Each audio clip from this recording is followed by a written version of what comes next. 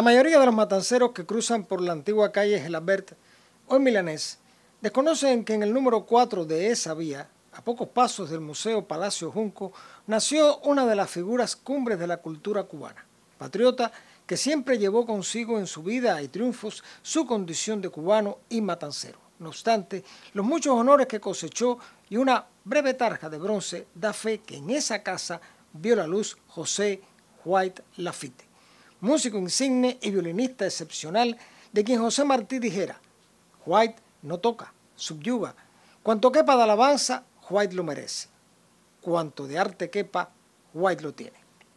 El 1 de enero de 1836 nació José de los Dolores White Lafitte, hijo de una ex-esclava natural de Baracoa, de quien se enamoró su padre, el francés Charles White, de padre inglés, convertida luego en su esposa, luego de comprada y otorgada la libertad. De esa unión nacerían otras dos hermanas de Joseito, Francisca y María. De la mano de su padre, a los 8 años, el niño dio los primeros pasos en el campo de la música y las primeras nociones del violín. Tendría luego como maestro a José María Román.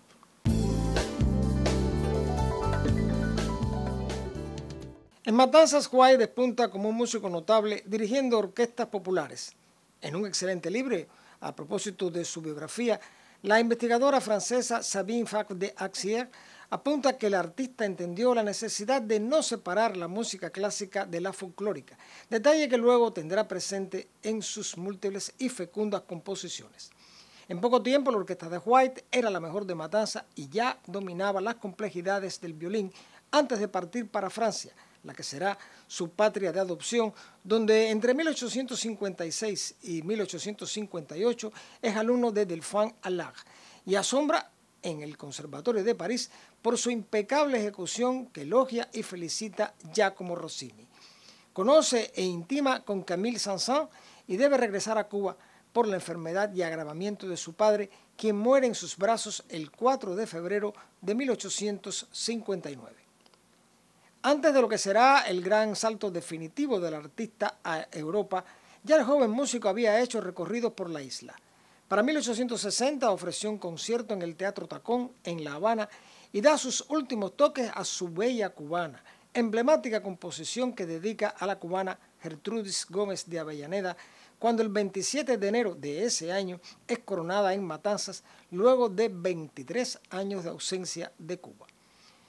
En esta fecha es cuando entabla amistad con el pianista Luis Mugo Gottschalk, con quien compartirá conciertos. Y en octubre de ese mismo año, con solo 8 años, conoce en su debut a Claudio José Domingo Brindis de Sala, quien será considerado el Paganini negro, émulo del genial violinista italiano, y asiste a la colocación de la primera piedra del Teatro Esteban, luego Sauto.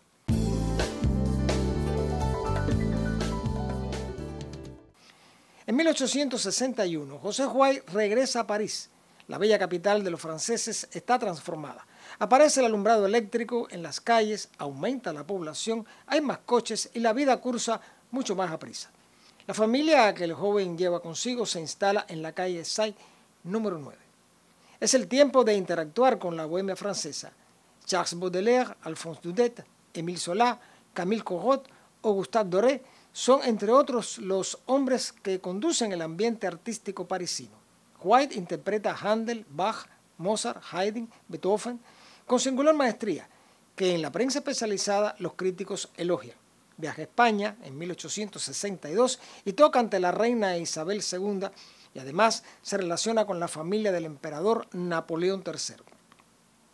En 1866, José White había contraído matrimonio con Agustina Rosalía Sofía María Adela Vivian, alumna del conservatorio. Esta será una relación penosa y disfuncional, por cuanto la joven esposa, música también y violinista, ya está marcada con el signo de una temprana enajenación, una psicosis maníaco-depresiva que se agravará en el tiempo y la llevará, si cura, a la muerte. En este mismo año, White conoce al cubano Ignacio Cervantes, por quien la esposa no oculta su preferencia y admiración, y la que será luego una gloria de Venezuela, Teresa Carreño.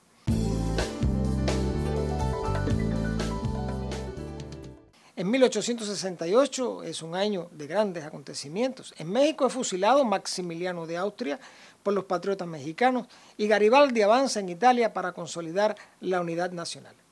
En Cuba, el 10 de octubre, en el ingenio La de Majagua, Carlos Manuel de Céspedes inicia la primera de las guerras por la independencia.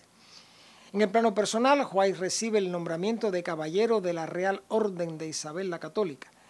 En enero de 1870, el gobierno le concede la ciudadanía francesa, pero en el plano familiar, los celos enfermizos de su esposa, en virtud de los triunfos de White, le amargan sus días y lo llenan de una congoja que riñe con el espíritu creador del artista. En 1870 es también el año trágico en que, por causa de la guerra, los alemanes bombardean París. De 1871 a 1874 ocurren acontecimientos de importancia. Surge la Comuna de París y la derrocan el 25 de marzo. Eugène Peltier compone la Internacional y Sofía se agrava. White decide retornar un tiempo a Cuba y en diciembre ya interpreta en Sauto su concierto, en medio del cual desliza la partitura de la bayamesa. A raíz de un incidente en el cual el músico vuelve a tocar la bayamesa y exalta el espíritu patriótico de los cubanos que están allí presentes, el capitán general de la isla conmina a White y a Cervantes a abandonar Cuba. Y el 25 de mayo de 1875, José se embarca para México, primera etapa de un largo periplo que lo alejará de Francia por 15 largos años.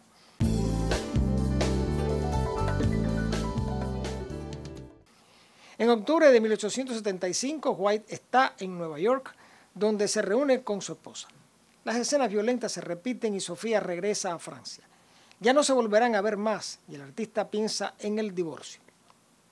Durante el largo lapso y periplo americano, son diversos los países que visita y donde interpreta los clásicos. Por ejemplo, Venezuela lo condecora con la Orden de Bolívar, Perú y luego Chile en 1878, ya está en Valparaíso y conoce de la muerte de sus hermanos, sobre todo la más pequeña, María. Y luego será Buenos Aires y Montevideo en 1879 y en noviembre de ese mismo año ya está en Brasil, un lugar donde alcanzará gran intimidad y estima con el emperador Don Pedro II, quien le honra con la Rosa de Brasil, la más alta condecoración del país, y lo colma de distinciones y honores. White se convierte en un habitual de la familia del emperador. Desde mucho tiempo antes, White soñaba con poseer un Stradivarius, un violín salido de la mano del maestro de Cremona, cuna de maravillosos instrumentos a los que siguen los de Niccolò Amati y Guarnieri del Yeso. Pero su alto precio es un obstáculo aún. El 28 de octubre de 1882 muere Sofía y es inhumada en Montmartre. José no puede sino recordar con tristeza a la mujer que amó sin ser correspondido. En 1889 la monarquía brasileña es derrocada y White parte con la familia real en el buque Algoas con destino a Portugal. Luego marcha a un París casi desconocido luego de la larga ausencia. Entre otras maravillas, asciende a la monumental Torre Eiffel. Por fin, enterado de la venta de un Stradivarius, envía carta a Matanzas a su amigo Manuel Trelle para que venda las dos casas que tuvo por herencia y compre, con lo obtenido, el famoso violín Canto del Cisne, en 25.000 francos.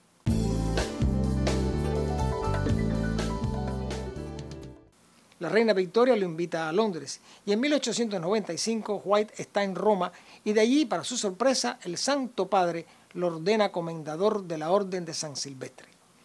Durante todos estos años, el músico matancero, que nunca renegó de su cubanía y origen, se consagra como un extraordinario ejecutante que la crítica especializada elogia por su inigualable creatividad y virtuosismo.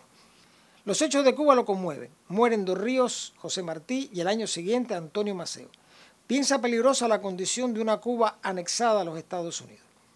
El 17 de enero de 1897, José compra a perpetuidad un espacio en el pequeño cementerio de Bois de Boulogne, donde inhumará a su madre fallecida el 27 de ese mes y a donde traslada a Sofía y su hermana. El artista se sabe en el declive de su vida y se prepara para el viaje final, aun cuando no abandona sus conciertos. Ocurre el siniestro de la Charité, regresa Dreyfus de su injusta prisión, expone por primera vez Picasso y sabe que en Buenos Aires ha muerto tuberculoso en la mayor miseria, Brindis de Salas. Es entre 1911 y 1912 que decide vender su Stradivarius. Lo sorprende la tragedia del Titanic, donde perece la orquesta de Wallace Henry Hartley y parte para Roma inmediatamente y Bruselas.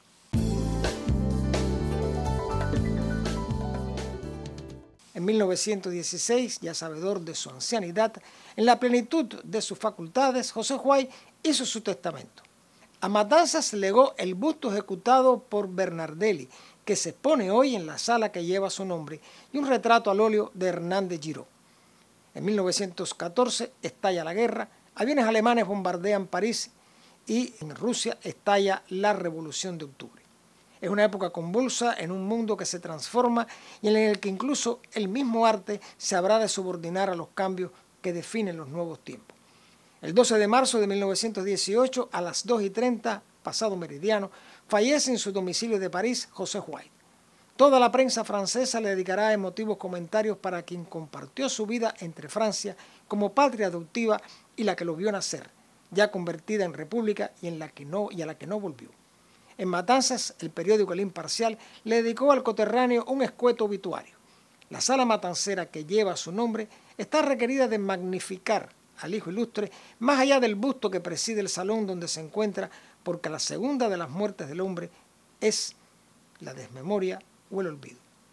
Como es obvio, no puede reseñarse en pocas líneas toda una vida de éxitos y creación. La huella de José Huay trasciende los límites de Cuba. Puso en alto el nombre de la patria que lo vio nacer y siempre mantuvo vivo el recuerdo de sus Matanzas, donde despegó el artista niño para darse al mundo.